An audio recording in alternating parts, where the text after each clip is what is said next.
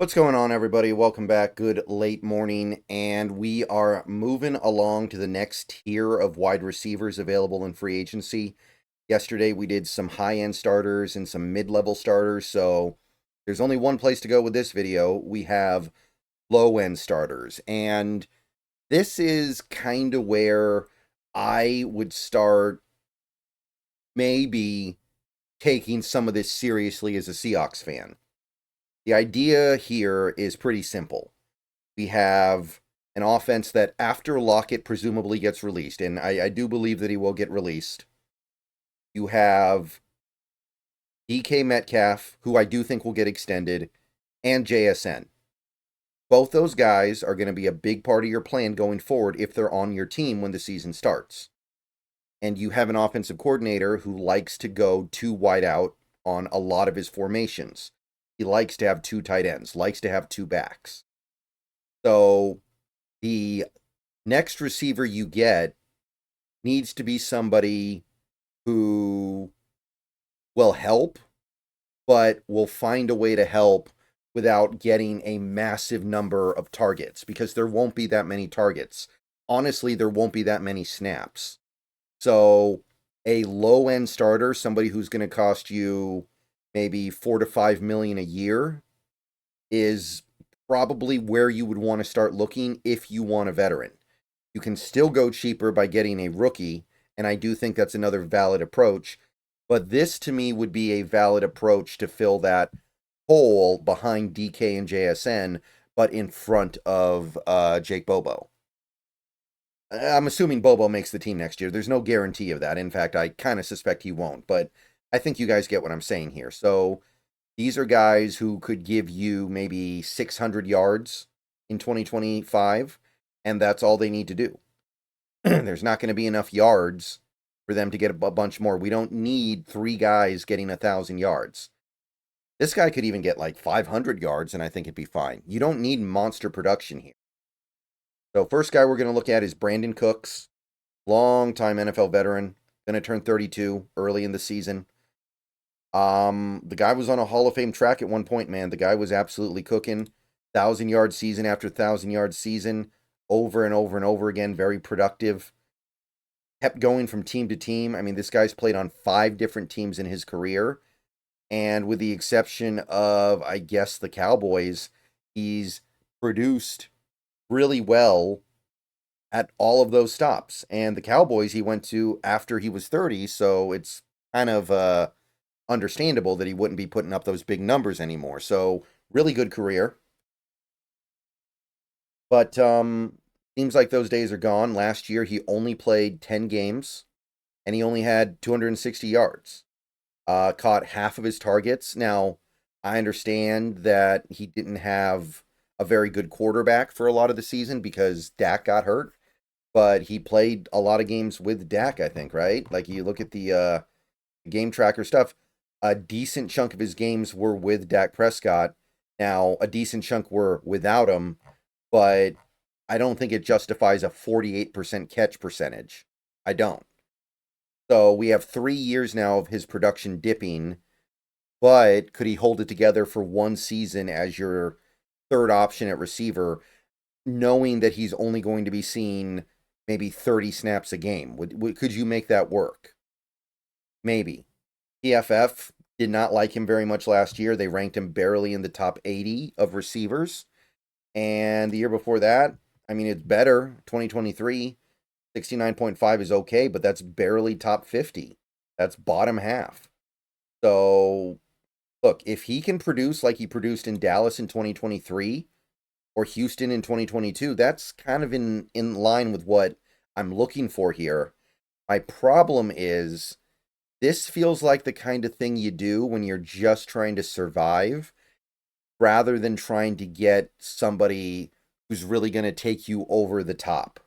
I want to do a little bit better than somebody who didn't even hit 300 yards last year. I want to do better than somebody who is probably entering that next phase of his career where there's not much he can do. Next option would be Mike Williams, currently a Steeler, but bounced around a little bit lately. Going to turn 31 in October, by the way, so age is starting to become a concern. Not there yet. Spent last year, started on the Jets, got traded to the Steelers. Wasn't very productive on either team. Played 18 games last year. So he did the Leonard Williams thing where he actually played more than a full season and he had less than 300 yards. So he had opportunities to get out there and produce, and it didn't really happen. He almost produced more the previous year when he only played 3 games. Now, you want to go back to 2022, he gave you about 900 yards. The year before that, over 1,100. So he's produced well in previous years, not that far in the past. But, I mean, this guy, that issue staying healthy, that's probably caught up to him a little bit. And it's another guy who you're betting on somebody that just hasn't really produced much of anything since 2022. It's even worse than Cooks. And again, he had 2 different situations last year. He spent the first half of the year on the Jets and then spent the second half of the year on the Steelers. So neither of those situations were great for him, but if he's still got it, you would think you would see some significant signs of it at some point. So PFF, not that we're looking at a big sample size here, but it's the recent stuff that matters, right? They graded him very poorly for 2024 for whatever that's worth. 55.5 would make him one of the worst receivers in football. He just didn't play enough to qualify technically. Year before that was pretty decent, but it's 167 snaps. I don't know what we're going to do with that. 74.6 is good, but it's also not remarkable. Let's be real here. So Mike Williams, Botrack says 1 year, 4.5 million. Conceptually, I like it, but just was so unimpressive last year, man. Not even 300 yards in 18 games. Not playing with very good quarterbacks, but he's not playing with Tommy DeVito. He's got Aaron Rodgers. He's got Russell Wilson. Those guys are still at least workable quarterbacks, right? It's not like he's working with somebody like that one year when Denver had to start the wide receiver at quarterback. Who was that? Kendall Hinton? He didn't have that. He had a real quarterback. So I'm a little off this one too. Elijah Moore. This is a younger one, but it's the same basic idea. Gonna turn 25 in March, by the way. So still young. Still talented. And this is a little bit more my speed here. He's got some track record of producing at a moderate level. He's played every game but one for the last 3 seasons. He's had a couple seasons where he's had over 100 targets, giving you a 600-yard season, giving you a 500-yard season. It's okay. There's some production here with Elijah Moore. So this is a little bit more comfortable to me in terms of the raw numbers. If we get a guy like Elijah Moore or whoever our third receiver is, if they give me 500 yards in 2025, that's probably good enough based on how we're probably going to play. But if I'm getting Mike Williams and he gives me 300, I don't think that's going to be good enough unless we're really going heavy to tight end. Oh, PFF. They do think very poorly of Elijah Moore. Last year, they ranked him as one of the worst receivers, 92nd out of 98. And they weren't much kinder the year before that, 60. I think it's because of general inefficiency. That might have something to do with a bad quarterback. I don't know. But he's never had a catch rate above 60%. Maybe a more accurate quarterback would help. Last year, he had 102 targets and only 538 yards. That is really bad. But get him a quarterback who knows what he's doing, and maybe he's got a chance. Botrack says 1 year, 4.5 million. I might take the shot there. If we're going to go this route, I kind of like this. If you think that he's going to be able to play the role that you need him to play, maybe. I'm kind of into this general idea.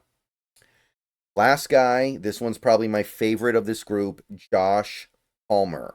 I remember scouting this guy a little bit in 2021, 3rd round pick of the Chargers. He's been a nice option these last 3 years as like a tertiary receiver.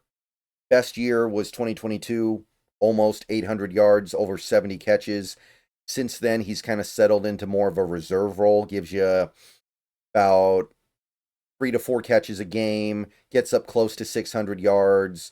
Not a lot. Obviously, in that Harbaugh offense last year, you're not going to produce big, but his production matched what happened the previous year. Now, he played way more games, I get that, but this guy has something. And look, just turned 25. He's going to turn 26 right about the time the season starts. So his best years are probably ahead of him. He'll probably get a little bit better. If you put him in a more high volume offense than the Chargers, last year the Chargers ran the ball like it was going out of style, then you might get some nice numbers here. You might see an improvement. So if we want to go veteran receiver here, this is probably my guy. I like this. I think this guy could serve as the outside receiver in this offense, JSN in the slot, DK on the other side, and Palmer just becomes that guy who only plays 30 snaps a game, but he gives you 30 good snaps a game. PFF, not a huge fan last year, 67, 63rd out of 98 qualifying receivers. The year before, about the same. So they don't love him, but they don't hate him either. And again, we don't need some stud here. I want to emphasize that. I know it would be nice to have a stud, but if you want a stud, go to the draft and try to get lucky.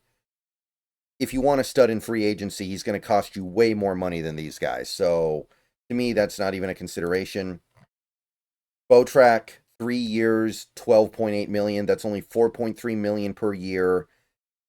You can push that money back. You can guarantee a relatively low amount so he doesn't see a lot of it.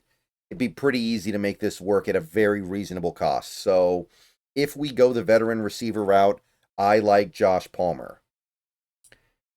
So that would be my guy, and those would be the options as I see them. Those 4 guys, if you want a veteran, low-end starter, somebody who can play that role in this offense that is going to be diminished with Kubiak, Cooks, Mike Williams, Elijah Moore, Josh Palmer. I definitely like the latter 2 more than the former 2, but all options on the table. Let me know what you guys think. These guys are going to cost anywhere from $4 to $5 million a year or so. Cooks might push up a little bit to like 5.5, but basic range. Let me hear it. See you guys later today. More videos coming. More receiver talk. Go Hawks.